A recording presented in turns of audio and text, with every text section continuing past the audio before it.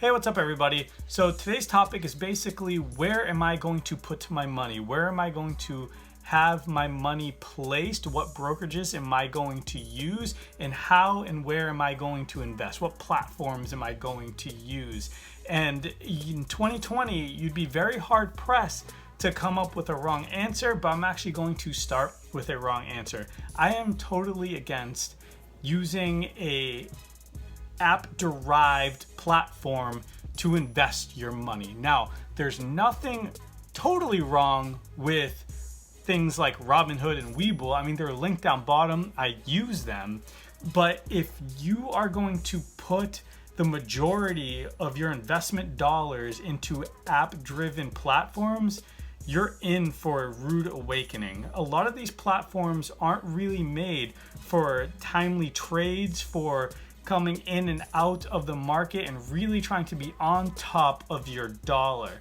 So if it's something that you're just gonna throw money at and not pay attention ever, then sure, use a Robinhood. But Robinhood is really a simple Google search away to see the things that has happened to the app. Just Google it. It's been hacked before. People have had trouble. The app has shut down in the middle of trades where people can't really execute their trades. So I really wouldn't put the majority of my money that I'm about to invest within these apps. Now, these apps do serve a purpose. Like Robinhood is tremendous. It's the first thing that I downloaded. If you are an absolute noob like me, an absolute beginner, it's nice to just throw $10 in, throw $20 in, play around with it, see how it kind of works, read the news. It's very user-friendly. You can learn a lot from Robinhood, and they do divvy out free stock just for signing up. Again, with Webull, I think the best part about Webull is the community aspect of it. People start threads. It's almost like a investment Twitter, almost like just for investing. It's like a Twitter where people start threads and you can talk back and forth, and people spit out ideas and what they're doing with their money and what they plan on doing, what they liked or didn't like for the day. So I actually like Webull.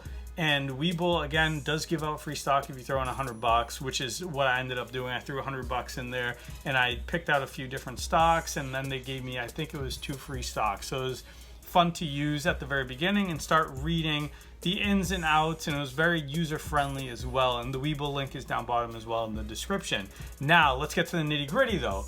Where do you really want to be throwing your money in, right? So all of my investment dollars are in TD Ameritrade. Why? Because after all of the research that I put in, it was really between TD Ameritrade and Fidelity. And there's nothing really wrong with Fidelity.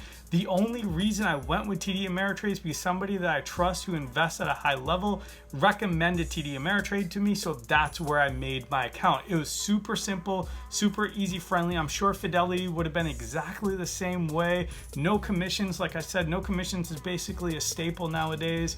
So it was very easy to use. I think I signed up. I was ready to rock in like 10 to 15 minutes, something like that. Like, it was awesome. It was very quick.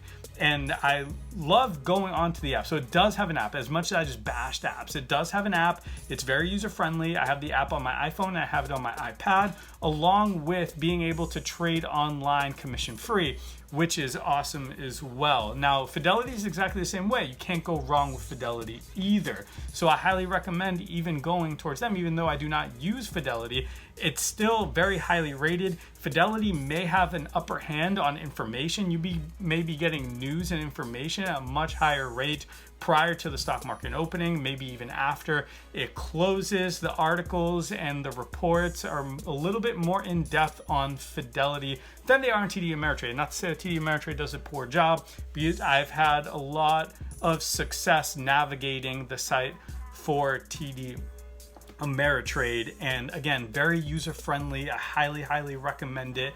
And you don't have to just throw all your money in at once. You can make one small little stock investment and start learning the game from there. And that's one of the biggest reasons why I wanted to start this, is because since I am a beginner and since I am starting this, I am in a stay-at-home advisory. My job is not considered essential. So over the last 2 months, I've done a lot of reading and a lot of watching of the stock market. I'm really investing in myself and my future wealth by doing things like this. So I really want to encourage people to do the same and maybe take this like same path and journey as I am. You don't have to pick the same exact stocks or anything like that, like me, like I will be documenting, like I did in my previous video where I invested my first $5,000, and I have invested more since then, and I will be covering them in videos in the future. Now, the final one that I've done a ton of research on, and I will be putting my IRA money into, I will be making an account with Charles Schwab.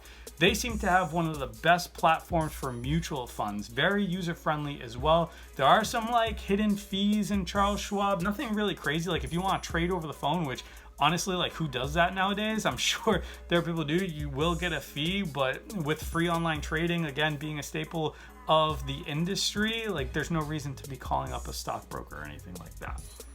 So Charles Schwab is that final one. All three super trustworthy, and I know there are other options, but I would really like anybody and like myself dive into these foundations that are just gigantic and have a great backing. Now, if you're not going to choose any of the three big dogs, one thing you do need to pay attention to is how these brokerages are backed. Now, a lot of us are very familiar with FDIC.